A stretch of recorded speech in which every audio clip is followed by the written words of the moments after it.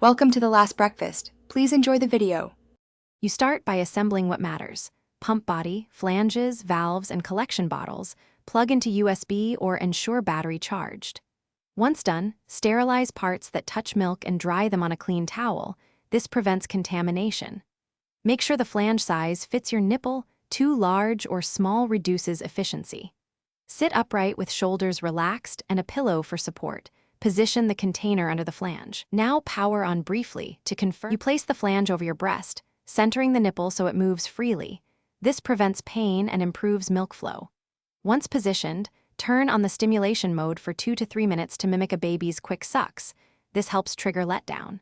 After letdown, switch to expression mode and raise suction slowly until you feel steady milk flow but no pain. Make small adjustments, because higher suction can give more output, but also causes discomfort if too strong. When flow slows to drops or you've pumped 15 to 20 minutes, stop the pump. This avoids nipple soreness and wasted time. Carefully remove the flange, cap the bottle, label with date and time, and cool or freeze per storage rules. Disassemble and wash parts, let them air dry. If you get low output, check flange fit, inspect valves and tubing for tears or kinks, and ensure a tight seal. Replace worn parts.